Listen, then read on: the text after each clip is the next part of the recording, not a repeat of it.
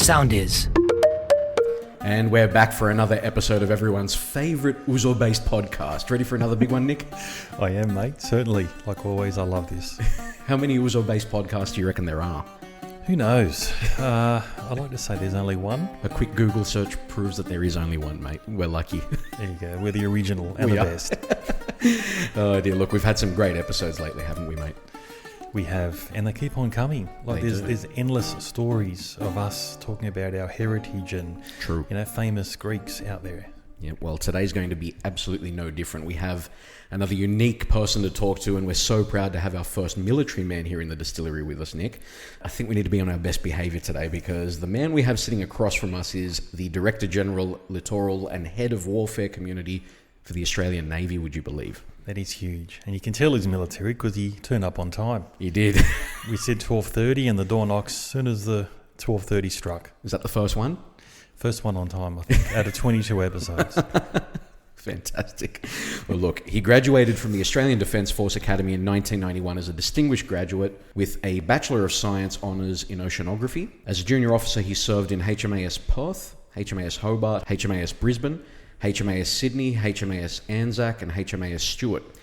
In the course of these postings, he completed many deployments, including operations, international engagement and border protection. He's commanded HMAS Arunta, HMAS Hobart, HMAS Anzac, which included an operational deployment in support of the Australian government's commitment to combating terrorism and piracy. Anzac was also awarded the Duke of Gloucester's Cup for the most outstanding unit in the fleet, the Sparta Shield, for the surface combatant foremost in operations, along with a number of other awards in the fields of electronic warfare, communications and information systems, along with supply excellence. Ashore, he's served in a number of roles, including training force, capability development, and communications and project management. He's a graduate of the Singapore Command and Staff College 2007 and the United States Naval War College in 2014. But above all else, he has a strong Greek heritage, Nick. Captain John Stavridis, welcome to Ouzo Talk. It's a pleasure to be here. It's absolutely fantastic to have you here. And look, having never served in the armed forces, I'm a bit uncomfortable about how we should be addressing you today. Do we call you captain, or how would you like to be addressed? You can call me John, but I do have a platoon of sailors outside in case you guys start causing problems. They're coming in. Is that why there was so much traffic today? Yeah, exactly. Yeah. VIP on the grounds here at Brighton. Good stuff. Welcome, John. Great to have you here, mate. Thank you. We understand you actually listen to Ouzo Talk as well. Is that right? I do. A good friend of mine put me on the podcast just under a year ago now, and I've listened to every episode. And wow. After the first episode, I really bonded with what you guys are doing, because it's answering a call I think all of us have, understanding what it means to be Greek in Australia.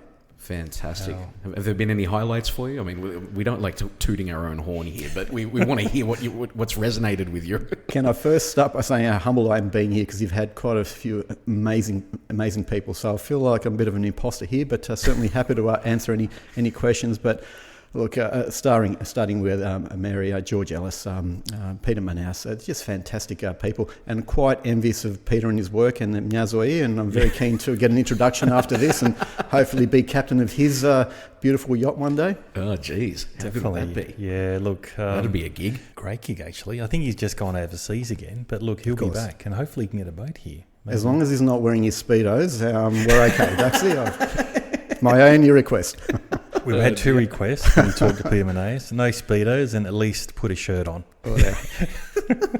Well, look, I mean, I don't think you need to worry about imposter syndrome today. We are absolutely honoured to have you in the room with us. And I think on that note, Nick, we're ready to have a drink. What do you reckon? I think so. Let's do it.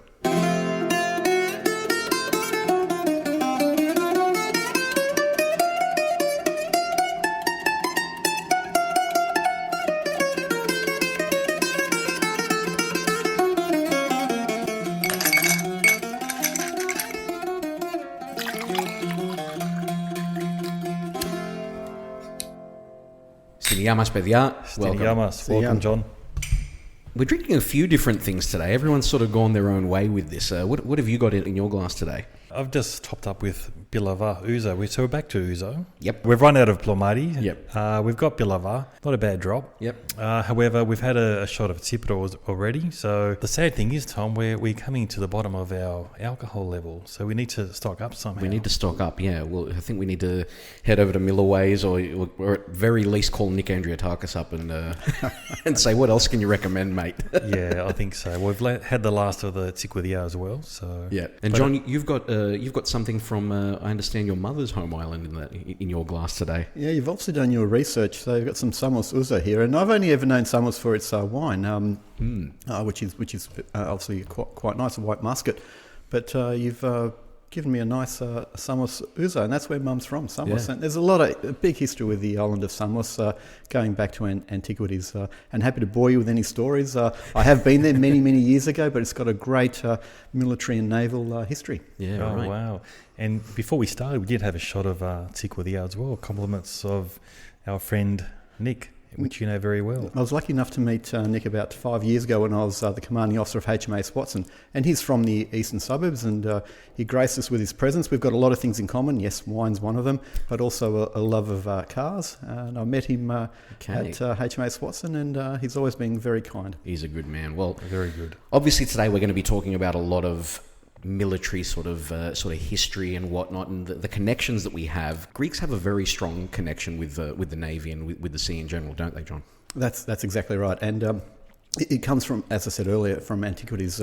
If you go all the way back to, most Greeks would know about the Battle of Salamis, but they probably don't understand how brilliant people like Themistocles actually was in executing such a battle, and what it meant for the Western world in that period of growth for Greece, those golden years following the second Persian War. I mentioned Themistocles, a brilliant strategist, general, if you like, or an admiral that was able to defeat a much larger Persian navy in the Straits of Salamis. But again, just starting at Salamis would be wrong. You'd have to go back 10 years and look at even those greats like General Miltiadis. He was able to win at Battle of Marathon, which I think most Greeks would know. And then, of course, who wouldn't know the Spartans at Thermopylae with King Leonidas and his famous quote, "Molon lave." And if you ever come to Canberra, come into my office, I've got a plaque that actually says "Molon lave." And for those of your listeners that don't know what that is, when the Persians said, "Put down your arms and let us pass," his response was "Molon lave," or "Come and get them." And I think that really defines the Greek spirit, that Greek fighting spirit. I think that's actually the Greek military's motto in some respect, I think. I wasn't aware of that, but it would make a lot of sense. Yeah. Well, I'm so glad that you mentioned Salamis, because we've obviously done our research, and it plays such a huge part in high school teaching in this day and age. I mean, I studied the Greco-Persian Wars when I was in high school. I want to talk a little bit about Salamis. I'm so glad you mentioned it. So, because, again, as we said, Greece's connection with the Navy stretches back thousands of years. And actually, this year marks 2,502 years since the Battle of Salamis between the Greeks and the Persians. As I said, it's something that's taught in schools even today. Let me tell you a little bit about it for those who maybe aren't familiar with the battle. The Battle of Salamis was fought in 480 BC as one of the decisive battles in the Greco-Persian Wars, and it's considered to be the first great naval battle in recorded history, and is famed because the Greek fleet, as John's just mentioned, defeated what was a much larger Persian naval force in the Straits of Salamis under the command of Themistocles. By 480 BC, the Persian king Xerxes and his army had overrun much of Greece, and his navy of about 800 galleys bottled up the smaller Greek fleet of about 370 triremes in the Saronic Gulf. Themistocles lured the Persian fleet into the narrow waters of the Strait at Salamis, where he knew that the massed Persian ships would have difficulty maneuvering. The Greek triremes, incredible technology for the day, then attacked furiously, ramming and sinking Persian vessels while boarding others. In all, the Greeks sank about 300 Persian vessels, while losing only about 40 of their own. The rest of the Persian fleet was scattered, and as a result, Xerxes had to postpone his planned land offensives for a year, a delay that gave the Greek city-states time to unite against him. I mean, John, obviously you know a lot of this history. Is this stuff that's taught, naval academies in Australia? I certainly teach it. I've got a strong training background. Indeed, my next job from next year will be Commodore Training, which is in charge of all of training throughout Navy. And I've always used those examples great strategy and tactics to achieve victory, especially when you look at the Greeks were vastly outnumbered. And it's not just a matter of looking at the strength of the navy, but the tactics and strategy, and indeed the doctrine that underpins all of that led to the Greek victory. And to truly understand the significance of Salamis, you do have to start 10 years earlier at the Battle of Marathon, again, where I mentioned General Miltiades was able to have that initial defeat. And I think most Greeks would understand with Darius having told his servant 3 times a day, and Master, remember the Athenians, because that's how much of a threat he found them. And history started, again, without boring your audience, the history started some years earlier when the Athenians actually went to Ionia, which is Western Anatolia, or as most would know where my background is Asia Minor. The Greeks there were revolting, the Athenians supported them. Darius the First eventually overwhelmed them, and then to wreak his revenge, he sent a number of triremes and the Battle of Marathon, where he was defeated. And for the next 6 years, he was focused on re-attacking the Greek states, and that's where his servant was telling him 3 times a day, Master, remember the Athenians. Unfortunately for Darius, he died 6 years later during an Egyptian revolt, but his son Xerxes, as you mentioned, Tom, tried to finish the battle. This time they came up through the Hellespont, down, were met at Thermopylae, and that's where the Spartans made the stand, the 300 Spartans, which we all know. But what you also need to understand, there was a naval battle at the same time, the Battle of Artesium, which Themistocles was in charge of, and there was no victor in that battle, but Themistocles knew the land battle had been lost, Athens had fallen, and that's when he lured the Persians into the Salamis, the classic home advantage. He understood those waters, he understood the tides, he understood sunrise, timings, etc. He understood when the winds would start, and therefore had that advantage. And yes, he lured them by really pushing Xerxes' buttons. Xerxes was watching there on the coast and saw his whole fleet being annihilated. Yeah. That led to that glory of Greece. But there were 2 key battles after that. Plataea, which I think most people would know, so a year after, which largely destroyed the Persian armies and navy. Cool. And just off my mum's island at Athens, at Mycale, Leotichidas, which is the second king of Sparta, defeated the remnants of the Persian army, and that's when Greece was able to flourish. Wow, what a story. Wow. I mean, I'm so pleased in general, though, that you are using these stories as part of training now, or looking to use them. How important do you think it is to be able to do stuff like that? It's very important. When we teach and we've got one of the best training systems in the world, no doubt. And I'm not an arrogant person, but we certainly spend a lot of time training and preparing our people for the roles they do. And yes, teaching tactics and strategy and doctrine are all very important, but you have to be able to base that on some type of history and lessons from history. Not, as people say, we're scared that history will repeat itself. Not at all. But history, as one of my admirals would tell me, history does rhyme, and being able to apply those conditions to what you see today, to either come up with your own strategy, or as I do, and I'm not a historian, but I certainly read a lot, what would I have done in those circumstances? Yeah. And to test myself, am I actually ready? And what I tell my sailors is, all you need to be is 1% better than a potential adversary. So to outsmart, outthink, outmaneuver, and outperform what they do. Wow. And I mean, you mentioned the name Themistocles there, someone who is revered as an incredible military tactician, but also a politician, because so much of the success of those battles came from what was effectively a complex bluff from him, trying to persuade the Athenian state to spend money on triremes as opposed to, doling up the city and whatnot, but not actually saying that we should be ready for the Persians. He was getting them ready to come up against Aegina, is my understanding. It's an incredible political bluff. Yeah, potentially a bluff, but also just a great mind. And as you know, Tom, Athens had discovered those silver mines. Yes. And they were about to come across quite a bit of money. And he convinced the Athenians, let's not splurge the money, but invest in a navy. Because he knew a navy would stop the Persians attacking. And it largely did. If Athens did not have that navy, they would not have been able to win at Salamis. But even just in saying that as well, you mentioned earlier, Tom, that he tried to convince the Athenians to invest in navy, but if he'd mentioned invest in the navy to stop the Persians, he reckons he would have got a revolt. Yeah, many historians actually say that they thought it was too soon to be mentioning the Persians again, because it would be too sore a spot for them. So I mean, brilliant tactics from all angles, and such an inspiration, isn't it? Yeah, and he did, and he convinced them. Why? Because they had a threat from Evia. Egina. Egina. Small island, basically opposite. Yeah. It's unbelievable. There you go. So you talked about the training, John. So give us some examples of what you teach today to the Australian Navy. And when you refer to tactics, do you specifically focus on the Battle of Salamis and things like that? Absolutely. So they're just historical examples, but I also focus very much on Australian naval battles too, because things like Salamis are very important to make a point about strategy and tactics, certainly using the environment and how to potentially put yourself in a superior position if you have less assets. But I also try and use quite a few Australian Navy examples. And again, Australian Navy is only over a century old. We got the title Royal in 1911, and our first replacement fleet was in 1913. So we're a very, very young Navy, and we've had some incredible successes. Indeed, the HMAS Sydney 1, when it's taking that valuable cargo of Anzacs from Albany to initially Egypt before they went to Limnos and Mudros Harbour, which, by the way, is where my dad is from, and growing up, I'd hear these stories of the Anzacs, and certainly inspired me. But our first victory was HMAS Sydney in the Indian Ocean on the way to taking those Anzacs to Egypt.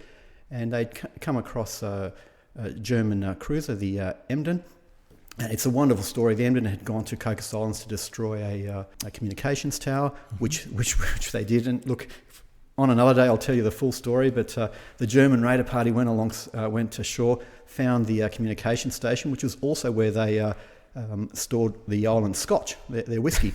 And they destroyed Important it. cargo. And the islanders came across, "What are you doing? What are you doing?" Yep. "Oh, we're destroying your communications mast." "No, that's where we store our whiskey." And they both looked in, what have we just done? But unbeknownst to that... priorities. Absolutely. Wow. Unbeknownst to that raiding party, the Emden was being engaged by Sydney. Just by sheer chance, both Sydney and Melbourne happened to be in the area. Sydney was detached to engage, and they won their first victory. The Navy was only a few years old and had achieved such success. But other examples I use of Australian Navy victories in the Mediterranean. My first ever ship I went on was the HMAS Perth. And I was a junior officer, just finished the academy, and they had just come back from the 50th anniversary of the commemoration of the Battle of Crete. And that's the first time I ever tried raki. And here we were having senior naval officers to me teaching me about the Cretan culture and how much they loved being in Greece. And I thought, this is fantastic. And they were telling me of their stories of famous battles like Cape Sparta and later Battle of Cape Matapan. World War II battles that the Australian Navy was involved in, and I use those to show our officers and sailors what it means to be an officer and a sailor in the Royal Australian Navy and what victory and success looks like. Wow, unbelievable. Well, what actually drew you to the Navy, John? I mean, obviously you've got it somewhat running through your blood, with your Greek heritage, but what is it that made you think the Navy's for me? It's a good question. There is some background with military. My papa from mum's side had spent 20 years in the Hellenic Navy. That's where he met my yaya when he was from Syros, but when they went to Samos, he met my yaya there. My dad served in the military. He did active service in Korea. He was a military policeman with the Hellenic military. Okay. But ever since I can remember as a young kid, I always loved aircraft, planes, ships, anything military. And I'd have lots of books and anything military. But I do remember having one open day where the Navy ships were open, and Dad took me down there. I thought, no, this is it. I absolutely loved it. But I guess the real question is, what keeps me in the Navy? Let's be honest, the real reason is that sense of service that I think we all have. That selfless character that you put the interests of our nation before your own. And with service comes, of course, sacrifice. And the Navy is very good at repaying that sense of service by educating us, growing, developing, professional development. And it's certainly, every day I put the uniform on, I feel that sense of service. But I know previously you've had other people on here, and service does not necessarily mean just being in the military. Eleni Zahos that you had, our wonderful nurses, our volunteers, our policemen, our fireys, our paramedics that do all this great work, sacrificing their time for the greater good of our nation. And I think that's what that sense of service that we all feel. And indeed, I really enjoy that episode with Eleni because, she shows the character of those wonderful 300 Australian nurses that served in Lemnos, my dad's island, just before and during the Anzac campaign at Gallipoli. We talk about that sense of service. Like, how difficult would it be for you? I get the same sense with you that I did with Eleni that you just mentioned there.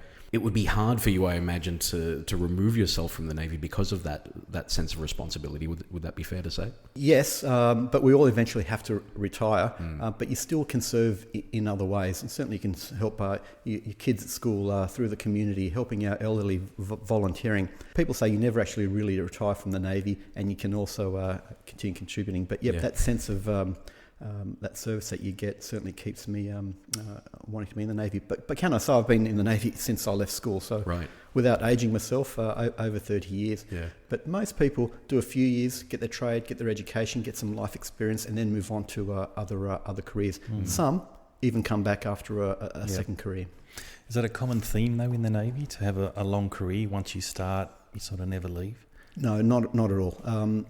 This is unusual to being 30 plus years. Most do around the 10 year mark. Some do less, a few do more, and it depends on people's circumstances. If they've achieved their life goals, they've achieved that sense of service that they potentially may have wanted, or other things come in. But as I said earlier, you don't really leave the Navy, and you're always welcome to come back should you leave for other reasons, family, going to do some study, trying another career, whatever it may be. Yeah, right. You have what we understand is a distant relative in the US Navy, Admiral James Stavridis, who was recently on The Late Show with Stephen Colbert. Tell us about a little bit of your connection there. Look, I'm quite proud to know him. I've met him a few times, including when I was in the US at the Naval War College, and he was Dean of Tufts in Boston. And he's one of our great minds.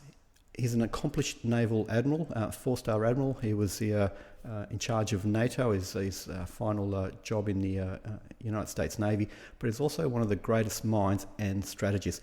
He would probably be quite upset that I'd compare him to someone like Mahan or Corbett, which are two great strategists, but he certainly is. He writes a lot, and he also has this passion for developing junior officers into making them better tacticians. He's written profusely. He's got a lot of books on strategy, naval history, and also his recent foray into fiction with his novel 2034. But even in there, you could see he's always pushing junior sailors and junior officers to think about what if. So it's a great book to read. I mean, he's going to be someone who, in the future, and even now, I suspect that people are, in colleges and universities around the world are going to be looking at his books and using him as a source, and he's a historical source now for military tactics and naval tactics, isn't he? He certainly is, and he's read extensively.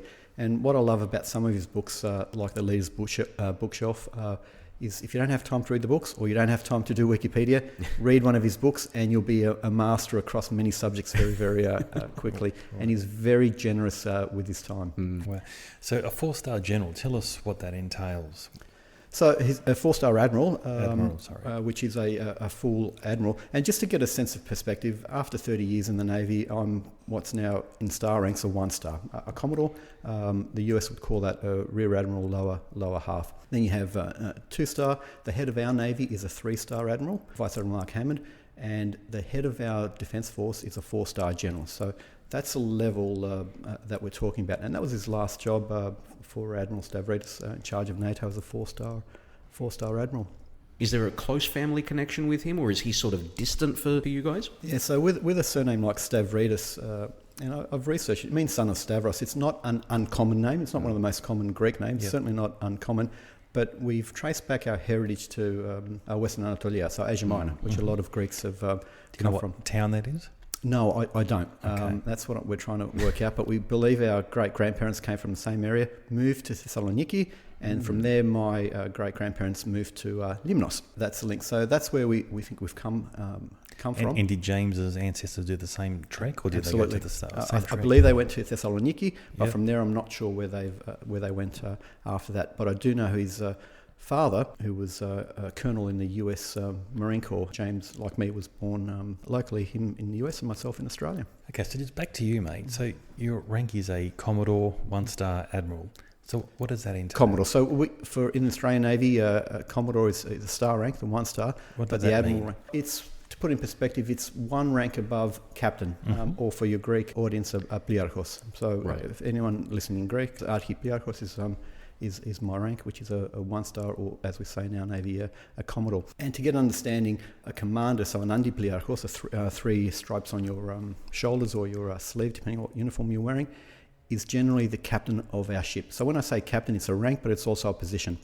And then beyond that, we have captains, which is 4 stripes, and they can either be in charge of our big ships, our landing hulls, or our destroyers, or a fleet or a flotilla of ships. And then you have Commodores.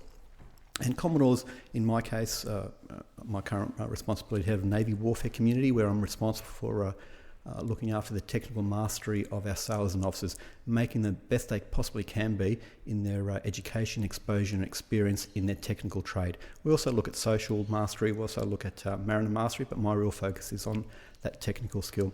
But my day job is as Director General of Littoral. And what that means, it's in a capability development role. So we've got our current in-service ships, our submarines, our aircraft. I'm looking at the future, what's coming up next. And as part of that, our Defence Strategic Review is looking at the next 10 years.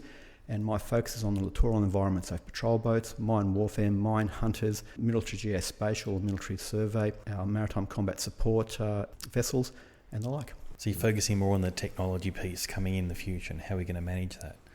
Do you touch on drones at all, by any chance? Yeah, we do, and drones is a key part of future technologies. We're already using robotic and autonomous systems, what you may call drones, and artificial intelligence. For example, for our deployed mine countermeasures, we use robots to do that role. We don't want to be sending sailors in a minefield to clean mines, so we use unmanned surface vessels and also robotic systems to do that work for us. Is there a lot of that around at the moment in terms of mines and whatnot? Of mines, so mines are a definite threat. Really, it's a cheap way of achieving what they call sea denial. Stop a navy or even merchant marine using an area due to the threat of mines. So it's important, given what the role of the navy is. And people ask me, what does the navy do? Yes, our motto is to fight and win at sea. But what we're there to do is to defend and deter attacks on Australia, and indeed keep our sea lanes of communication, our economy open.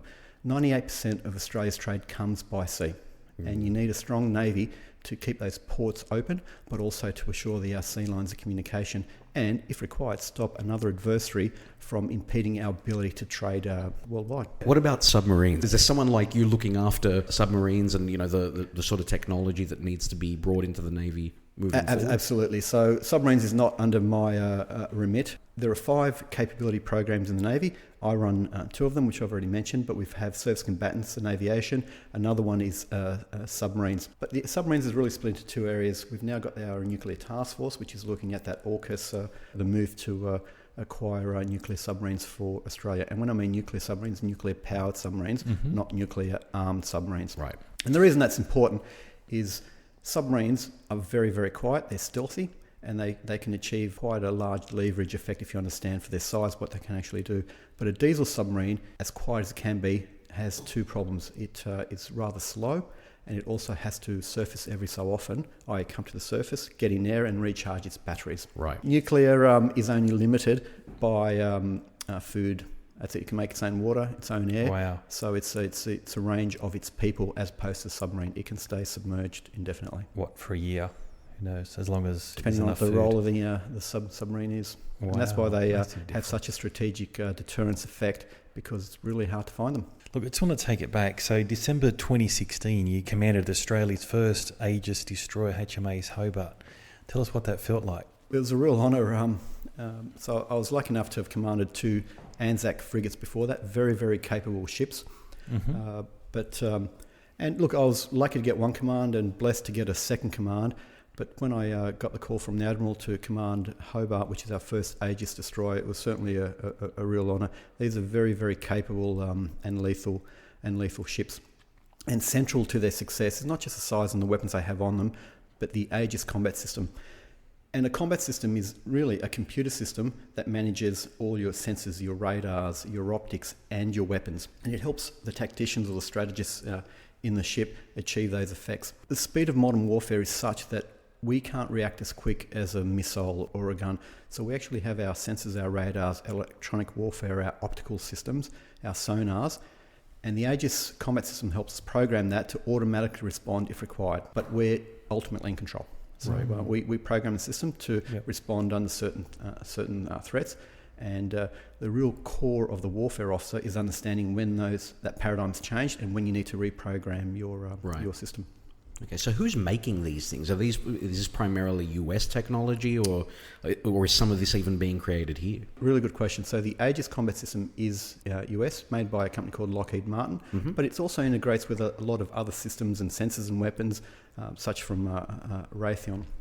But in Australia, we also have in our Anzac frigates a Saab combat system, which is, whilst initially developed overseas, is largely being further developed in Australia. And for our future frigates, you'll see a combination of both the Saab combat system and the Aegis one together, and we'll get the best of both worlds. So it really is a sort of yin and yang sort of thing, isn't it? You know, if one system's not picking something up, another one, you know, the other one is sort of, filling in the gaps. Is that fair to say? Largely. They do different roles, depending on what weapons or sensors they're coordinating. Aegis was built, and really its key success is in air warfare, defending against aircraft, missiles, etc. Okay. Wow. Everyone hears how large, for example, the US Navy is. You know, we're talking about things like aircraft carriers and state-of-the-art destroyers and whatnot. How do we sort of fit into that in terms of the overall scheme of things? They're obviously massive, but how do we fit in terms of scale? The US is a superpower. There's no real comparison. We'd be described as a medium maritime power, based on the size of our navy. But again, there's no comparison with what the sheer size of the US. But we do. They are an ally. We do train with them quite a bit, and certainly help develop tactics and procedures and techniques with them. But as we do with a lot of other navies. A navy just doesn't exist to fight. There's quite a few missions apart from war fighting. The other mission we have is constabulary. Looking after our borders, and the other one is diplomatic, getting around, waving that flag, meeting other navies, and setting up and helping foster relationships. And that's certainly an important part of the Navy, and we exercise with other navies quite regularly. So is the US Navy the biggest in the world, without a doubt? It depends how you define size. The Chinese PLA Navy is quite a large navy now too, and depending on how you measure by tonnage or by sheer number of ships, but certainly the PLA Navy and the US Navy would be the biggest navies in the world. Wow. Yeah, right. And have you had any war games with the US? You said you did some exercises with other Navy personnel. Regularly, we do exercises. The recent one was the Rim of the Pacific, or RIMPAC exercises, which I think that 2012 Battleship movie was based on a RIMPAC type exercise. Whatever you think of that movie, there's lots of great war movies certainly around. I used to watch a lot of them when I was growing up. But yeah, exercising with our navies is certainly important. And what does it entail? Does it entail submarines, planes, battleships? And do you take on the US in these exercises, or you're on the same team, or it depends? It depends.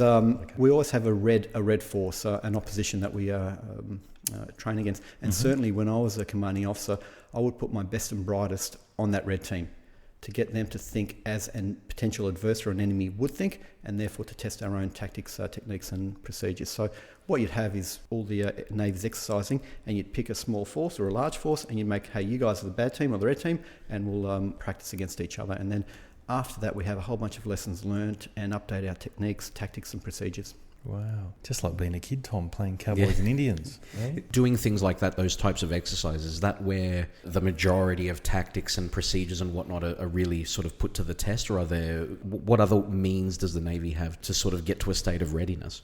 It's a really good question. Yes, exercising and benchmarking is important. We also have a whole bunch of other organisations and groups that help us. For example, our Defence Science and Technology group do a lot of research into weapons and tactics, and also help inform our own procedures. So that is certainly key. Being able to travel the world and exercise with other navies, we learn, we develop, especially with our allies. And I've been lucky enough to travel the world. Unfortunately, I've never been to Greece or Europe. I've always missed out on the European deployments, but a long time in the Americas, the Pacific, Southeast Asia, Indian Ocean and Middle East. And indeed, when I was in command of HMAS Anzac as you mentioned it in your introduction, we spent a bit of time in the Middle East, including chasing pirates. But one of the most memorable moments I had there was our interactions with the Greek ships and Greek sailors and officers. And I remember... so you have interacted with them? Oh, we have, absolutely. Yeah, wow. And it's not Tell just us. the at-sea interaction. A big part of it is where socially we interact and learn from each other. And I remember I was a plutati, so a junior officer, a lieutenant commander, and it was our first visit to Bahrain, and we were told to go next to a Greek ship, the HS landing ship Adrias, which is a container class, a very, very capable ship. And we berthed alongside it, and I was on the upper decks there helping with the lines. And I remember two Greek sailors just watching there, and clearly their eye picked up one of our sailors, and they're saying, how Omurfi. Now I said, no, Omurfi. Then and is there female sailors? We have females, Yep. of course. About a quarter of our navy is female. And I responded, no, Omurfi nasa sistiso. And they really lost it. They said, and we had a really good relationship. As soon as our lines were there, they invited our commanding officer across there for coffee, and we got on really, really well. And you can't make this up. My next trip to Bahrain, we went outboard another Greek ship. It's a Miko frigate, HS Idra. And so the Miko frigate is exactly like our Anzac frigates. So they put different weapons and systems on them, but almost the twin ship. We went alongside, and my captain was having troubles lining the ships up. And you can imagine a 4,000-ton frigate trying to move it even a metre. It's quite challenging. So we're doing it by ropes. Anyway, we put our gangway across. And my XO, a good friend of mine now, said, John, you speak Greek, and you go tell them to move the Greek ship to move our lines. And, my Greek's okay, but, I thought, I'm going to create an international incident here, so I better be careful what I say. So there I was in my spasmana Elinika saying, signor me buritana. Anyway, and on the back of the ship, the flight deck, you can imagine, where all the pilots and the aviators are. And he said, Re, Elinas, he said. I said, no, to Australia, Elinas. I said, sparo café. Straight away. Go for coffee. I'm busy. Can you move? No, this frappé. Taxi frappé. Okay. Megala. Okay. And there I was. Yeah. Exactly. There I was on the flight deck. My captain trying to move the ship, and I'm drinking this iced coffee, looking at him, going, "What am I to do?" So, but we had a great relationship with the. So he sent you over to do a job, and he looks down and you're having a frappé. That's so Greek. Jesus. As I said earlier, diplomatic relations. It was more important at that stage. It's customary. That is brilliant. Yeah, wow. So are there many Greek Australians or Greek Americans in the Navy that you know of? I couldn't tell you a number. I regularly come across someone with a Greek name, but are they first generation? Are they second generation? Yeah. But it's something that's really hard to track because we don't actually ask that question, are you of a Greek background? I guess the only way you could really do it is ask if they're Greek Orthodox, but even then that would not really tell the full picture. Ethnicity, yeah. Wow, fascinating. I mean, there must be heaps, though. Just in my family, for example, there's such a strong connection with the Navy. I had to write it down. So I've got a cousin, Captain Spiro Mazarakiou, who's in the Greek Navy. His father, my Theo Michaili, was also in the Navy as well. Plenty of stories about war games with the US Navy as well. And you got a US Navy connection, didn't you say? I do. I have my cousin Spiros Skias, who was in the US Navy as a sailor, and his first captain, would you believe, was actually Greek. When he joined Stavridis was his name, he told me the other day. My uncle Yorgo Poulimenou was in the Greek Navy band as well. Yeah. And I had an uncle, Nikos Tsamardinos, who died in the Express Salmon accident, believe it or not, who was also in the Navy. So very strong. Massive connection. Yeah. I think you said, Tom, it's in our blood. It absolutely is. And I think the Greeks certainly understand the importance of being in the Mediterranean there, the importance of a navy to a nation. So it's always good to hear of other Greeks doing it. And people have asked me, what is it about being Greek and the Navy? And I think it's questions we always ask ourselves. What is it about being Greek? What defines a Greek? And certainly second generation, what is it that we connect? Is it nationality? No. Is it ethnicity? Probably. And you mentioned Nick, Admiral James Stavridis earlier, and he was once asked when he was in charge of NATO, what do you define as a Greek? And he said there were three things which really struck a chord with me. And he said, to be a Greek, you have to be optimistic.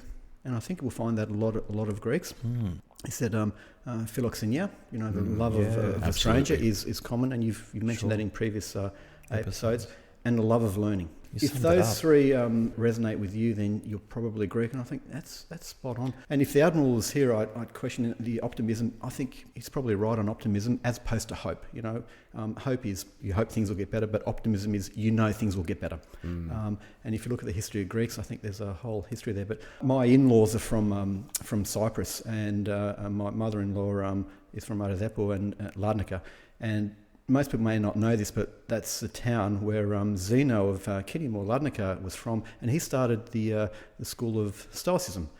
And I think that Stoicism is what really defines Greeks. And for those that are unaware what Stoicism or being Stoic is bad things or unwarranted things will happen to us, but what we control, and we can't control that, but what we can control is how we react, our attitude and our response. And I think that's very typically Greek.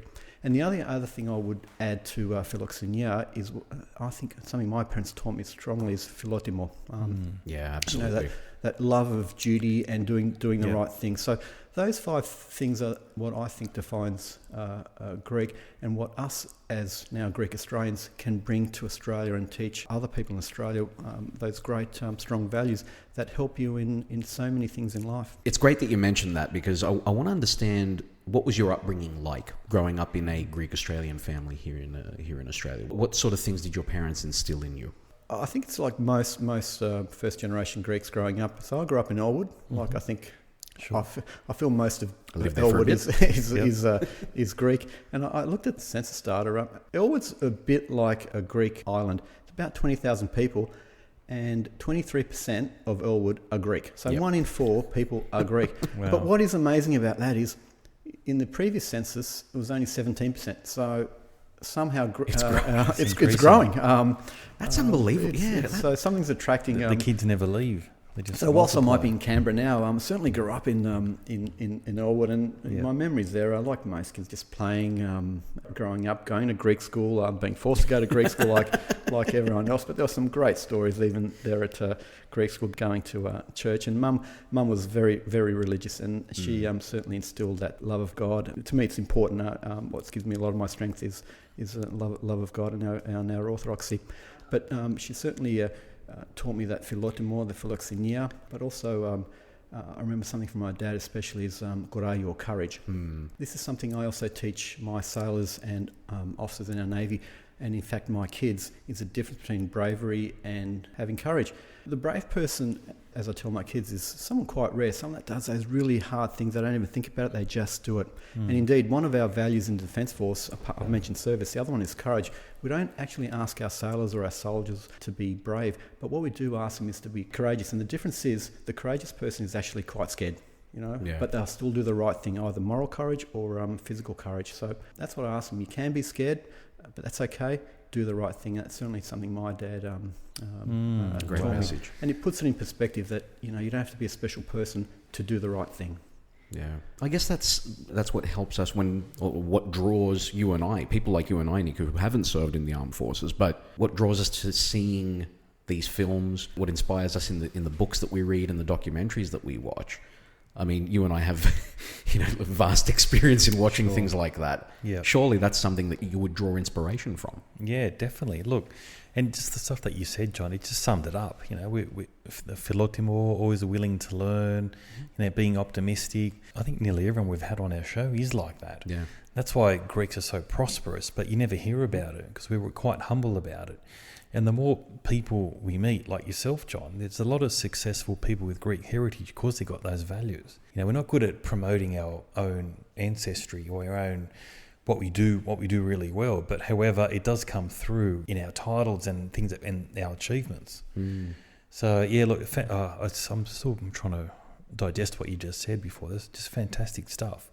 But I'm glad you mentioned humility too. I think Greek Australians should be very proud of what they've achieved. But humility is another strong value, and people shouldn't see humility as a sign of weakness or being timid. Beautiful. It just relates very well with philoxenia and that philotimo. And again, that's a great point that you said, because people do see it as a sign of weakness. I've got this guy; he's weak because he's being really nice and he's friendly.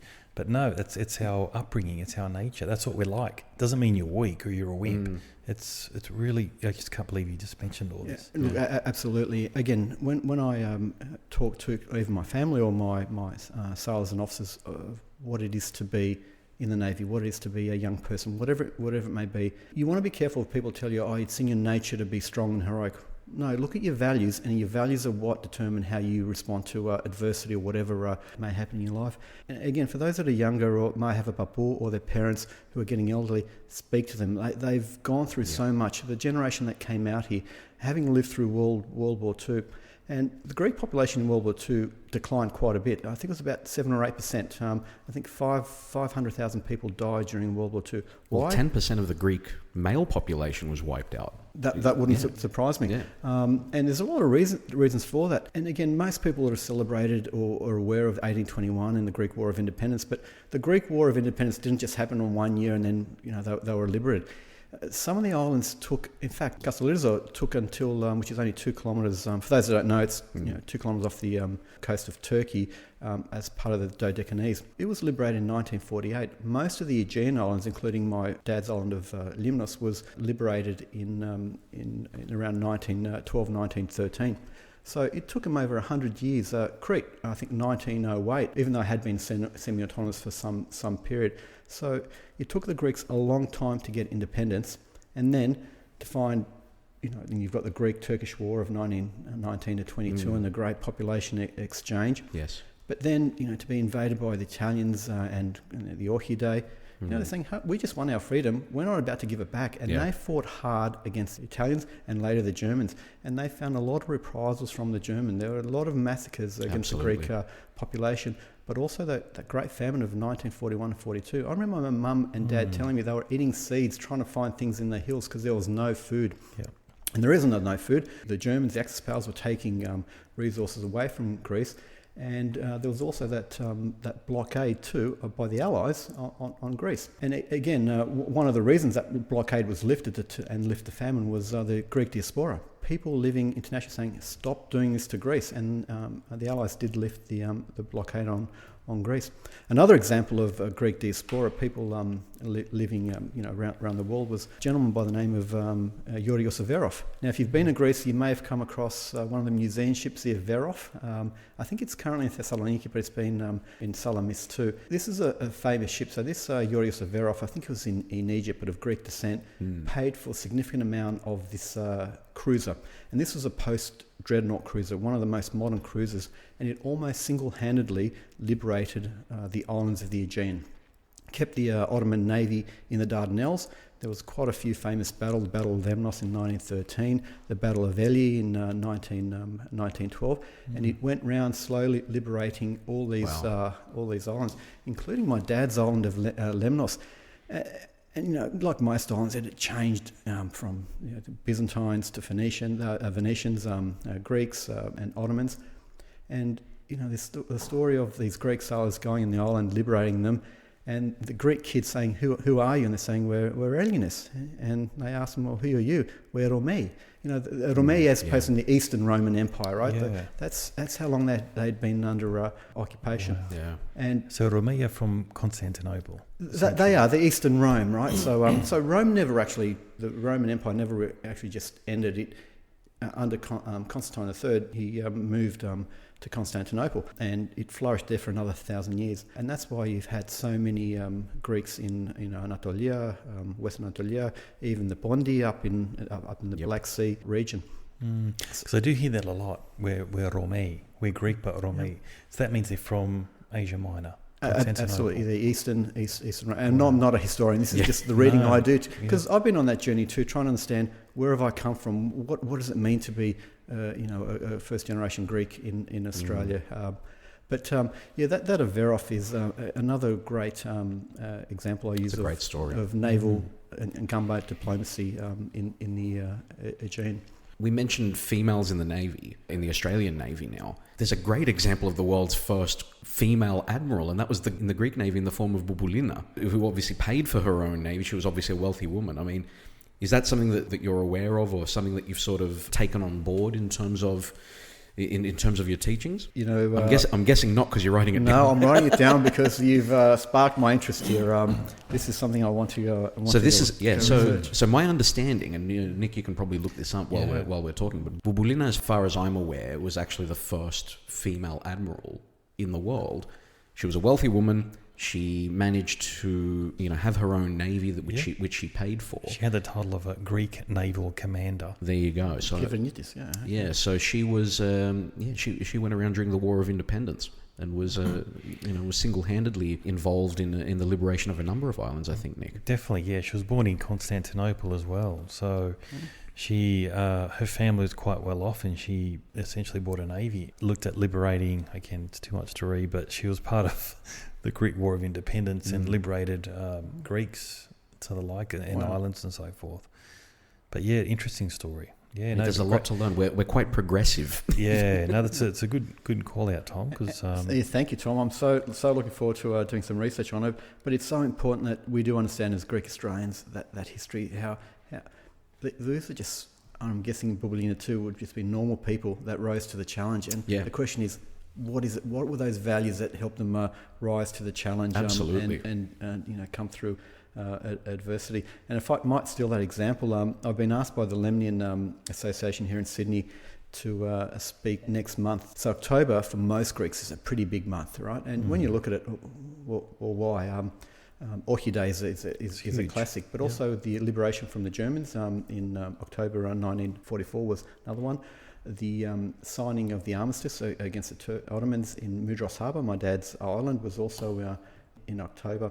So it's a pretty big month. And if there's any Kyprei listening, I'm sure they'll tell you about the Oktobriana, the October events of 1931. So it's a pretty big period for most Greeks, certainly the Aegean Greeks, because that's when they found their liberation. So really keen to look into Bubulina. So, fantastic. I just want to get focused back on you again. Captain of a ship, like that's massive. You're captain of a Australian warship. So does that mean you're at the helm, you got the steering wheel, and you're driving out of Sydney Harbour? And so it's a bit different to the movies. The commanding officer, but it's a good example. You mentioned the helm, and I guess the real title for the commanding officer would be Kyvernitis in Greek, which really means, I think, the oarsman, the helmsman, which goes back to the triremes. The commanding officer is the person that's put in charge by our Chief of Navy to be in command of that vessel, and each vessel has a mission to achieve, and your job is to achieve that mission, and you're given a whole bunch of resources: fuel, a ship, weapons, etc., food, but also the crew, and your role is to develop them to be warfighters, to be able to achieve whatever mission is given to you. So yes, you need to understand strategy, tactics, and naval warfare. That is a given, but you also have to have a strong sense of, I believe, people's humanistic leadership skills, empathy, to help develop your people, to make them that 1% better than anyone else that may wish to come up against us. Wow. But look, the three ships I've been lucky enough to be in command of have had different roles. I've mentioned the Anzac, being in the Middle East. Hobart was a very different role. That was where we were proving ourselves on a new ship and a new weapon system in the US, and firing a whole bunch of missiles and doing some war games, which is great. But again, command comes down to developing people and being able to achieve that mission. Okay, so you're not necessarily driving the ship out. You got someone else that does it, but you'll tell him where to go or something like that. No, so for example, driving ship or navigation, we all do our navigation training, and we have to be experts in navigation, what we call the rules of the road. Who gives way to who, and moving around the ocean. So you have to be an expert in navigation. You have to be an expert in warfare. That's a given. But yes, we have officers. For example, the navigation officer who will drive the ship, but ultimately the captain is responsible for the manoeuvring the vessel. Wow. And certainly the captain is the person that brings the ship alongside and takes it off the wharf. Wow. So, and that's the part of the job I particularly love, is driving ships. It's just a lot of fun. You can imagine a Hobart class destroyer. It's a 7,000-ton warship that just manoeuvres so beautifully, drives so well. That it's just a pleasure to be doing. How long is the Hobart? How big? It's about 150 metres. It's a very big ship. And like I said, 7,000 tonnes. A car itself is about a ton and a half. So you can imagine the size of the ship. And how many sailors would you have on board? 200 is a complement of a destroyer. Frigate is a bit less. about 190. And they do different roles from victuals, feeding cooks, chefs, to the electronic technicians, the radar experts, the marine technicians that look after our engines, our rudders, our air conditioning systems. You have the combat system operators, the people that actually, if you've ever seen Top Gun, you can look in the operations room now, the red lights, the blue lights, the radar screens. It has evolved significantly since then, but that's their role. Yeah, wow. So what's the longest you've been out at sea?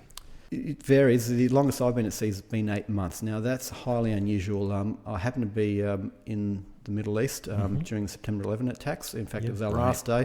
We had done a bit over 5 months and we were ready to go home. And that morning we were leaving, and then we heard of the September 11 attacks, and our government directed us to stay in the region and support the US Middle East, which we did, and ended up being an 8-month deployment. Highly unusual, though. Most deployments... we operate off Australia, which are in order of weeks. But when we do those exercises or deploy to the South China Sea, or we go to the Americas, they are longer due to sheer travel time required to get from A to B. But, every port, every location has got its wonders. And I've been lucky enough to travel around the world. Again, I haven't been to Greece, but I've been everywhere from the Americas to Tahiti, Hawaii. Do you have a favourite port? Look, that would be unfair. They're all wonderful, but I keep asking my admiral if there's an opportunity to go to Greece. Well, I'm your man, and I be missed good out. For public relations. Look, my only concern would be I don't start an international incident with my broken Greek, but I'm sure I'd give it a go. No, I didn't mean that. No. Classic. Well, I got to ask you. You mentioned the September 11 attacks there. Tell us a little bit about that time. Obviously, getting the call through to stay at sea for so long.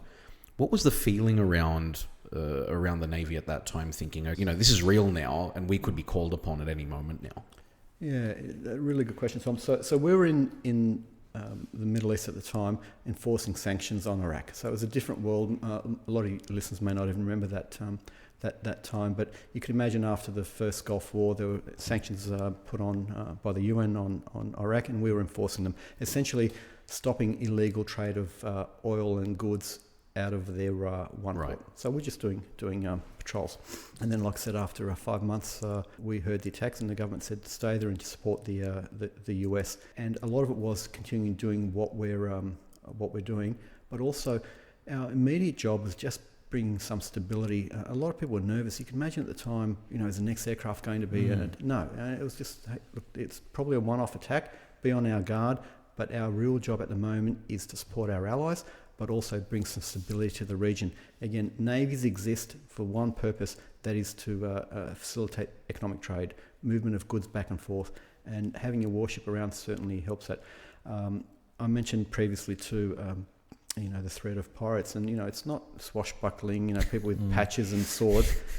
Pirates are just robbers, criminals at sea, and yes, they still exist in many parts of the world, and having a warship there that can facilitate ships moving back and forth certainly gives them that confidence to continue doing so, to allow trade. And indeed, most may not know this. I think one of the first few Greeks to come to Australia were pirates. Yeah, you guys know that story? Yeah, absolutely.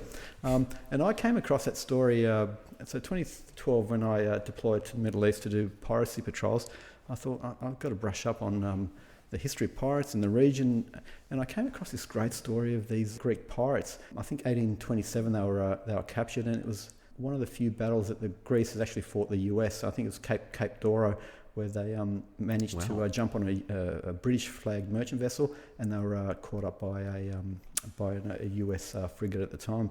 And you can imagine, what were these 7 Greeks thinking? They've come to Australia. I think one of them ended up staying in Australia. I'm not entirely sure, but it's a great story nonetheless. Yeah, true. I think one of them did stay and married and had kids and so forth. And that's a question I said earlier. Talk to our parents, our great parents. Not asking what drew you here, and a lot of it would be there was a whole bunch of reasons Greeks came to Australia. I've mentioned World War II and that period. There was just not much employment around. People were very hungry, and the pull to Australia was strong. But the greater question is, what kept you here? We've talked about philoxenia, philotimor, and it's a really hard concept to explain if you're not Greek. And how I explain it to my friends who are not Greek is mateship. And I think this is why Australians and Greeks have bonded so well, and why Greeks have done so well, because what we call in this country mateship is what we'd call philotimo philoxenia. It's just looking after your friends, looking after your mates, regardless of who it is. So that's why, why I think Greeks have done so well. It's a great point, because I think there's an added element to that as well, though. There's a story, I'm pretty sure it was for in World War One. The difference between the British military and the Australian military, I think the story goes that an Australian group were basically digging trenches, and a British officer came past as well and said, on a horse, saying, you need to salute me because I'm a higher ranking officer. And one of the Australians jumped up out of the trench, put his coat back on, put his hat back on, and gave him a piece of his mind, because he's like, you actually need to salute me because I'm the ranking officer here. I think there's that same sort of thing, the sense of nothing is below either, myself as an individual, irrespective of my rank. Is that something that still comes through? The Australians were renowned for that sort of thing in previous wars. And still, look, we're quite egalitarian here. If you think that your rank gives you any leadership skills, then you're so mistaken in the Australian military, because the Australian sailor, Australian soldier, Australian airman will tell you, sir, excuse the language, that's bullshit, and that's exactly what you want. Otherwise, you start believing your own bullshit. So it's wonderful how we get that feedback, because the worst thing in any leadership, but specifically a command position, is egos. For the Greek audience, understand egos, ego. It's about me. And it's never about you. It's about the mission. It's about developing your team to help achieve that mission. And God bless the Australian sailor that keeps you honest and grounded. You're not the position you think you're in. Yeah. Wow. Did you know that? Ego. Actually, you know what? No. I didn't know that either. No. Fantastic. Thanks for putting we just learned something. Yeah. And I think one of the great stories of Greek of defiance in that Greek character, you may be aware of one of the few, if not the only, incidents of mutiny on a Greek ship. You guys would be too young to remember this, but one of the pull factors again for Greek migration was the period of the junta, the regime of the colonels. So from 67 to 74, Greece was under a dictatorship. Yes. My mum lived through it. And again, post that, a lot of Greeks came to Australia. And I mean, the concept of dictatorship in Greece, the heart of democracy, is a difficult one. And there was this one commanding officer, Nikos Pappas, who was a commander at the time, ended up being a vice admiral. He died a few years ago. And he was on NATO patrols in Italy at the time. And then mutiny said, no, we're not. This ship is not going back to Greece. All his officers and some of his crew stayed with him, and they were stripped of Greek citizenship by the junta at the time. But it really brought international attention to the situation in Greece. And a year later, the Greek junta fell. Great stuff. Well, look, I'm running low there, Nick. So if you could just top me up with a little bit of Ouzo there, a bit of Lazaris there. John, I mean, why is the alcohol around me, Tom? I think it's around all of us at the moment. John, the Navy historically has a thing with alcohol. We've got this whole thing about rum and whatnot. Tell us a little bit about what the culture is in the Navy now. I suspect that it will have changed over the last few hundred years. Look, indeed. And the Royal Australian Navy has got strong links with the Royal Navy. A lot of our traditions, our spirit, our understanding has come, and we still have strong links with the Royal Navy, one of the greatest maritime powers of the world. And I've told you a lot about the Greek stories, but I also tell my sailors and officers about the great heritage we have from the Royal Navy. Incredible and I think Navy. from the absolutely for their size, what they achieved. I think from about the 18th century, they would have alcohol at sea, more for I think for health benefits. Don't forget days of scurvy, the amount of food you can actually get at sea. That's why we drink it. It's for health benefits. That's right. Everything in moderation, right? Hola me metro, as they say. And most people wonder, do we drink at sea? Well, we've never, in the Royal Australian Navy, we've never had the rum ration or the rum tot, which was an imperial pint, about 70 mils sailors would get every day. But we would have a beer issue. Because that's what I think we prefer at sea. But it's not a given. If a tactical situation allowed, i.e. we're just cruising from point A to point B, and those not on duty would have a beer issue, which is 2 cans. And how I was taught when I was a junior officer was it's 2 cans per person per day, perhaps. It's certainly not a given that you'll get this. And again, it's certainly very, very controlled. I don't want to give anyone the impression that we're just drinking at sea, and certainly officers don't drink at sea. But the alcohol tradition that you mentioned previously was rum, and I think I suspect it's rum because the Royal Navy being in the Americas, and certainly getting rum from those regions. But it's funny, we're not a trusting bunch in the Navy, and sailors at the time thought, we might be getting ripped off here. Is this actually rum? Is it diluted? What are they giving us? So sailors come up with their own way of proving rum. And if you've ever heard of either Navy strength gin or Navy strength rum or something that's 100 proof, so I'm sure it's got other origins, but the story we like to say is we own everything, of course, is that sailors, what they would do, they would get gunpowder, and gunpowder at the time, potassium nitrate. And for those chemists amongst us, potassium nitrate does not dissolve in alcohol, but it does dissolve in water. So they would mix it in a rag, and if it ignited, then it meant it was 100% proof that it was alcohol. And I think the rule today is alcohol by volume is about 58%, means it's that minimum alcohol level. And they kept this rum tight until the 1970s. The Royal New Zealand Navy kept it, I think, until the 80s or 90s. But like I said, the Royal Australian Navy never had that issue.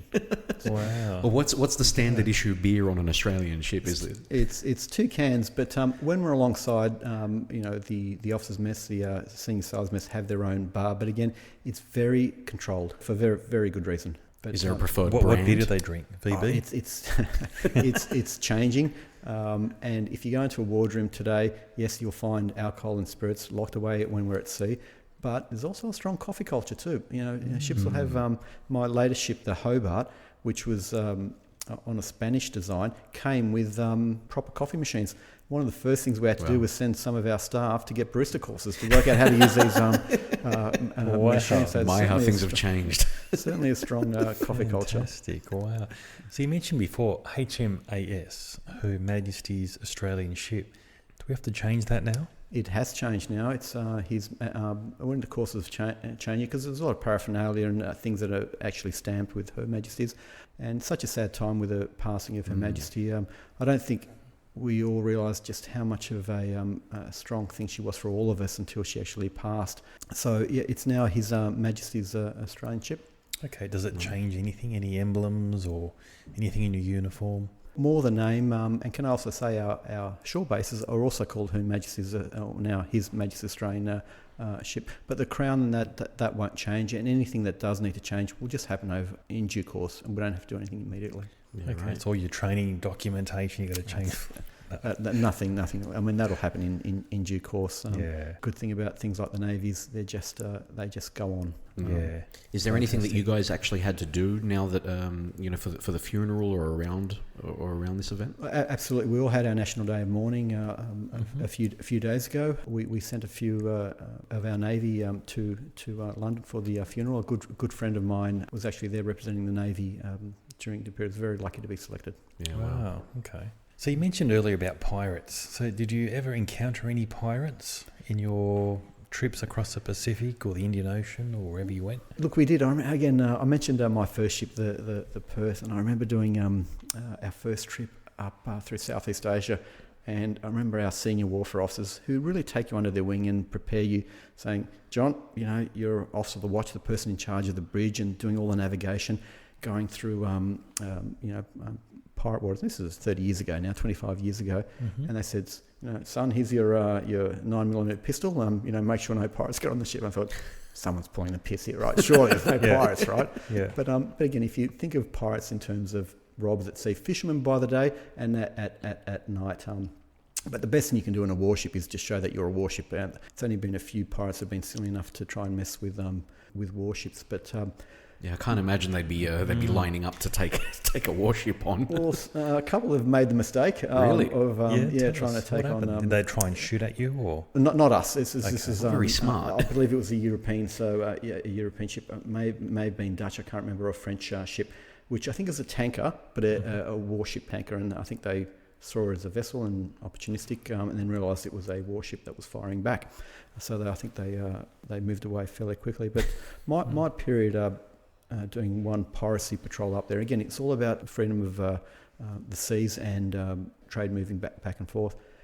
And what it was just understanding your environment. Context is absolutely everything in any of the operations we do. Understanding those in the area, talking to the fishermen at the time, understanding routes, etc. But by doing overt patrols, in my 6 months that we were up there, we had no piracy attacks. I was pretty proud of that. But again, getting to know the locals and them telling us, getting the intelligence where we thought the piracy attacks were. We did thwart a couple of piracy attacks underway, but again, as soon as we arrived, they pretended to be just fishermen, throw their weapons over the side, the fuel, etc. And then, so you can't actually arrest them if they're not in the act of piracy. But I remember one a merchant vessel told us they were under attack, and I got my helicopter up, started the chase. We eventually caught up with them. They threw over all their weapons, their boarding equipment, and just said, "Oh no, it's not us. It was the other vessels." We couldn't arrest them at the time, but successful in that we thwarted the attack. Wow. So what about, have you had any close encounters with other navies, either submarines or planes or other ships? Look, we regularly interact with other navies, even if it's passing. The sea is what unites all of us, and so if we do come across navies, we'll, if we've got time, we'll call them up, have a chat. Again, that diplomacy mission. I remember as a junior officer, we were in the Indian Ocean. I won't say exactly where, and every day you can imagine we test out all our weapons and our systems to make sure they work. We don't fire everything, but we just make sure they work. They're called daily system tests. And I was the anti-submarine warfare officer on this frigate, and my sailor said, "Sir, permission to radiate the sonar to test it out." We go through its modes, and approved. We're in the middle of the ocean. There's no divers in the water, nothing that we can impact. And my sailor comes back and goes, "Sir, hot, new search of contact," which means a new submarine contact. I go, "Are you kidding me, right? What are you doing?" "No," he goes, "Sir, I've got something." I go, "Okay, keep exploring, keep pinging it." And about 2,000 yards, a submarine surfaced. Right? I won't say which nation it was, but just pure luck, they came across the submarine, and this submarine thought they had actually been detected and they surfaced. And we had a chat with them, and we all went on our way. But it was certainly unexpected. The ocean is very, very big. To come across a submarine was quite... And that close, 2,000 feet. 2,000 yards, yes. Yards, sorry. Kilometres. But it's still very close on the big scheme of things. But yeah, he surfaced. They were quite friendly, and then I was going to say, were they friendly? Was it just a laugh? I can't say which country it was. Okay, but we certainly worked out who they were due to the location. Wow, very good. It's a good test. Did you have any close encounters with enemies that you can maybe share with us? If you're asking, have I been on operations? Yeah. I was the operations officer of Anzac when we were involved in Operation Iraqi Freedom. And that just shows the utility of navies. We were supporting the Marines, the Royal Marines, doing their move on the Alfour Peninsula, and we were doing what's called naval gunfire support. So we fire our gun to clear the area for the Marines to advance. But it was an interesting time. This is over 20 years, almost 20 years ago now, and we went up what's called the KA, the Khor Abdullah, one of the waterways going to Iraq, a very small waterway. And even then, the intent was to use laser-guided bombs, smart bombs, to do all the attacks. But there's a wind called the Shamal. It's Arabic for a northerly wind.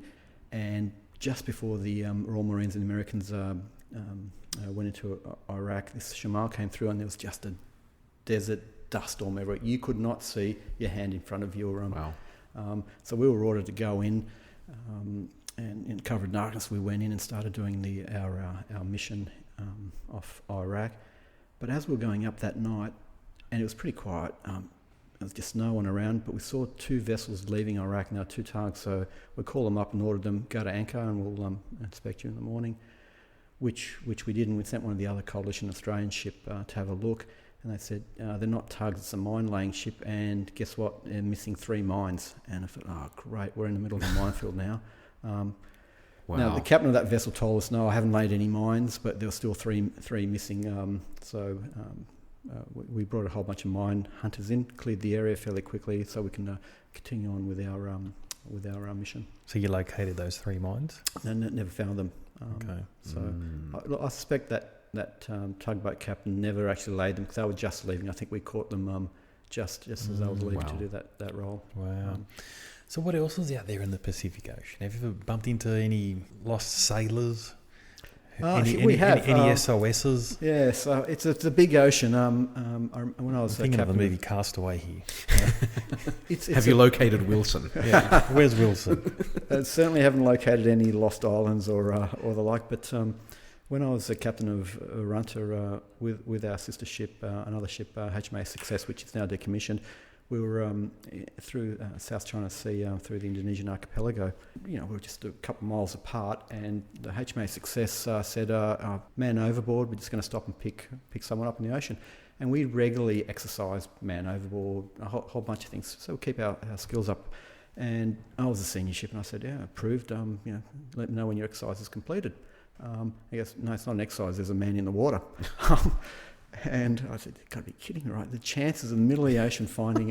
And it was a sailor that had fallen over his fishing boat, and the crew of the Success found him, got him on board, got him bathed, a whole bunch of clothes, and everyone just donated all the Indonesian money they had to this sailor. And we're told later on he was able to put his kids through school and the like. So it's a great story that... this lost soul was able to be found. And as I said earlier, what unites us all is the sea. And there's a great book and a great movie called The Cruel Sea, and it just shows, it's a story about the individual and how difficult it is at sea and fighting those elements. Again, what unites us all, regardless of what navy you may be in, or merchant marine, etc., or a tugboat captain, how the sea unites us all. Well, what about those conditions? I mean, talk to us a little bit about the weather and high seas and whatnot. It must be frightening at the very least, in some weather conditions. It can be, and we've gone close to cyclones, but we generally avoid them. And I've been through some pretty monstrous seas, but they are quite rare.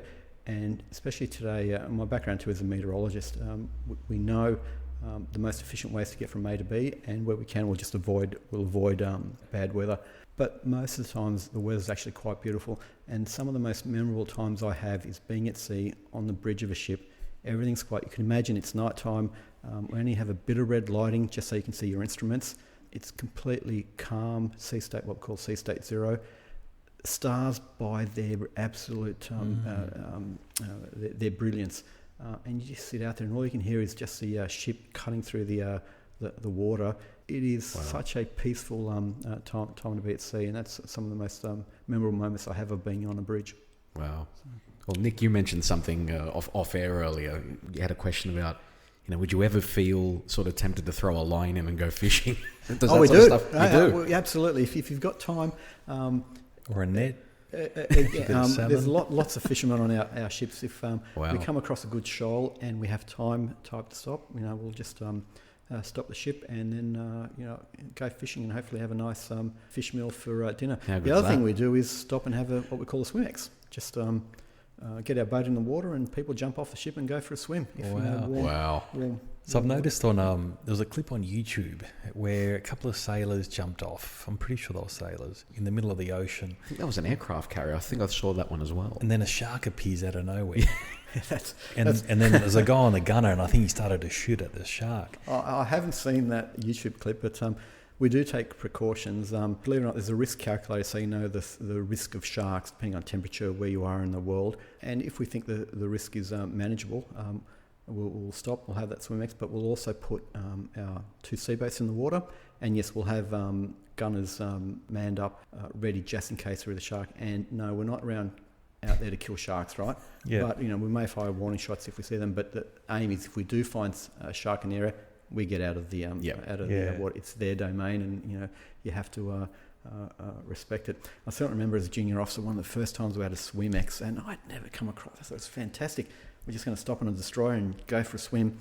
And the navigator made a broadcast, what we call a pipe, and said, everyone just let you know the nearest land is 6,000 metres away, and everyone's looking around. Where's surely not 6 kilometres away? And he goes, right below you. So it was, where we were swimming, this was in the Indian Ocean, swimming, and the nearest point of land was just 6 kilometres below us. And it was just absolutely wonderful. What's it like looking into that though? Swimming in an ocean where you just can't see any land anywhere. It was crystal blue. No, it's crystal blue. Really? Absolutely beautiful. But of course, you can only see a few metres below you. It's just absolutely lovely. Some of the warmest temperatures that we had. Kidding. Wow. What ocean was this? This is in the Indian Ocean. On our transport, we've done it at many places, including the South Pacific, which is also lovely. Some of the warmest waters are in the South Pacific to our north, and in Southeast Asia. Unbelievable. Is it true the Atlantic Ocean is very grey and the Pacific's very blue? And I've seen, again, it's only on YouTube clips I've seen, where there's a divide of the Atlantic and the Pacific where they meet. And there's a contrast of colours between the two oceans. Yes, but the ocean's large. Atlantic's huge. Pacific's even larger. So you'll get different conditions in different locations, and it's all based on biodiversity. What's living in the ocean, the temperature, its location, etc. So based on temperature and location, you'll get different clarities. Have you bumped into any whales at all? I've seen many whales, and that is just never bumped into any whales. But again, on our sonars, you can listen to them and their whale songs. Kidding. Because we're always got our senses on. We're listening to our environment. You have to be attuned to your environment. So it's always wonderful listening to those whale songs, and seeing many whales, albatross, birds. It's just lovely to be at sea. I keep saying every sailor you come across will always have a story to tell, because you're just blessed to see so much being on the oceans or in various ports of the world. Wow. Well, let me ask you, I mean, all of us have seen films about the Navy, films about war and whatnot. We mentioned it earlier. Nick and I are huge fans of watching things like that. Which films do you think most accurately depict life in the Navy? Or which films have really sort of resonated with you when it comes to the depiction of life in the military? Really good question. I used to watch a lot of films with my dad, war films growing up, and most people miss the point of most war films. They're actually anti-war, not glorifying war. They're more focused on the individual and what they go through. One of the earliest movies I did see was The Cruel Sea, based on Nicholas Monserrat's book. It's about patrols in the Atlantic against the German U-boats. Again, a wonderful movie about life at sea as a junior officer. But look, I'll be honest with you, I've also enjoyed movies like Top Gun. It's a bit of things like watching Top Gun I've certainly enjoyed. I haven't seen the most recent version, Top Gun Maverick, so please don't spoil it for me. It's pretty good. It's very good. But certainly growing up, another one I just love, not because it's about Greece. I remember Guns of Navarone, watching that with Dad. Great film. A good mate of mine from school, Gary Pavlis. I was lucky enough to go to Trinity Grammar when I was a kid. Back then, it's full of Greeks now. Back then, I think there were three of us. Gary Pavlis was one. Evan Panopoulos was another friend of mine. You say Gary Pavlis. Yeah, Penta Properties. Yeah. Okay. I know very well.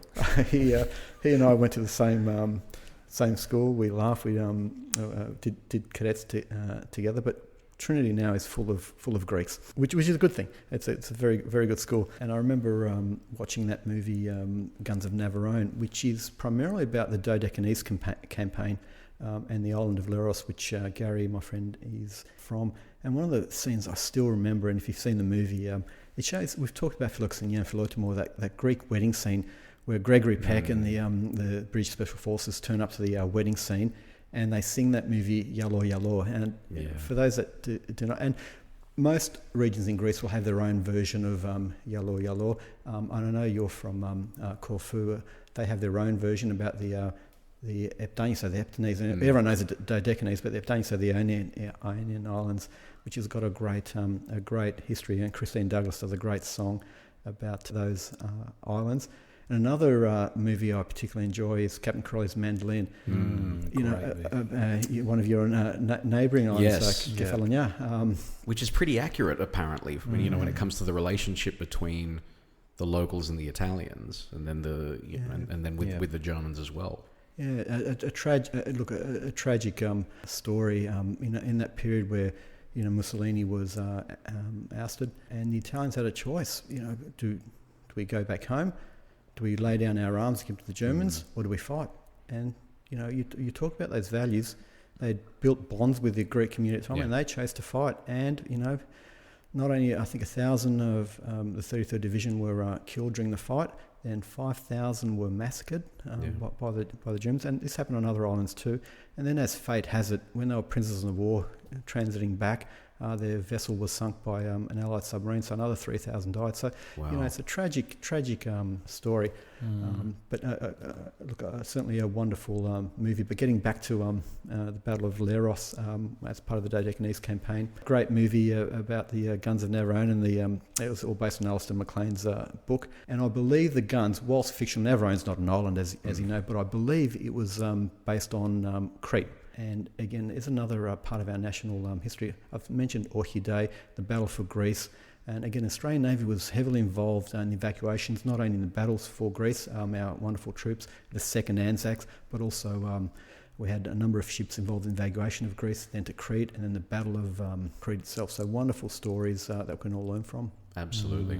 I guess the majority of people listening into this, and the majority of people who are like Nick and I, who watch these films and read the books and the documentaries and all that sort of thing, that's the only ever contact that we're going to have with life in the armed forces. For someone who might be thinking about joining the Navy, for example, someone who maybe has kids who want to join the Navy, what would you say to them? What's life like in the Navy in 2022? It's a wonderful career, and in fact, I mentioned earlier why I choose to stay in the Navy is because it's given me so many opportunities and so many jobs within one career. Everything, Navy's values professional development and education, and that's something I think people of Greek background certainly value quite highly. Apart from doing my basic education, they're always sending me on leadership courses. Indeed, asked me to be a meteorologist. I went and did a meteorology course. I always wanted to be an accountant, so I did my CPA qualification, sponsored through the Navy. They saw value in that, so it's something they always do. And again, not everyone that joins the Navy wants to be a warfare officer or a captain of a ship. You can be a logistician, you can be a chef, you can be an electronics technician, a marine technician, supply officers, etc. There's many careers. You can be a legal officer, you can be a doctor, a nurse. There's so many careers within the career. But it is an unknown. So if there are people out there that are interested, or more importantly, the kids may be interested, and the parents are thinking, well, is this the right career for my daughter or for my son? More than happy to have the conversation, tell them what life is really like. But certainly, I love the Navy. It's looked after me. I found that that discipline they provide, and I'm not talking about discipline of punishment. I'm talking about discipline giving that sense of purpose, something common good that you unite and work as a team towards. I still certainly find that as one of the strengths of the Navy. If anyone's got any questions, more than happy. You can contact me through Ouzo Talk, and happy to talk to any parents or people that may be thinking of joining up. Yeah, definitely. Look, if anyone's out there, reach out to us. We'll get in contact with John, and any questions you have, we're happy to get John to answer them for you. And the email is ouzotalk@outlook.com. So if you do have any questions that you'd like to pass on to John, we'll happily take those emails and pass them on. Nick, what do we say about this? We've learnt so much, obviously, and it's been a great insight into something that you and I probably don't know enough about, but it yet is so important to how our society functions. It is. And look, just another great example of, someone with a Greek heritage doing really well in another industry that we wouldn't even have a clue about. Absolutely. Amazing insights, John. Honestly, you've blown us away. I've got 1,000 other questions, but look, I don't know where to start and begin with all this sort of stuff. But I think the key message, though, is that, John, seeing people like yourself doing the work that you're doing, it makes us proud. It's something that we can say to our kids, look at what our people are doing in our society. It would be exactly the same thing in the US with Greeks there. And I think you mentioned earlier, wherever Greeks go, they sort of make a go of it. This is another example, and we're so proud to have had you here. Well, thank you very much. Again, it was a real honour for me to come here. You've enriched my life.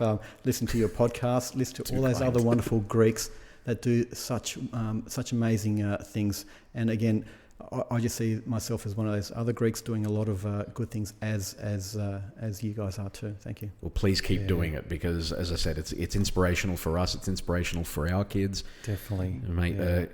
Please keep us safe. Yeah, you're doing a great job. And look, honestly, John, very inspirational. Some of the stuff that you said, it's a light bulb moment in my own head. The values that I didn't realize why I had these values, but the way you've just articulated it, it's very sentimental to our upbringings, Tom. Absolutely. And every other Greek out there. Absolutely. John, thank you so much for being here. We've enjoyed every second of it. And, mate, I'm sure we'll cross paths again in the future. Thank you, Behaviour. Appreciate your time. Definitely will, mate. Thank you so much for this.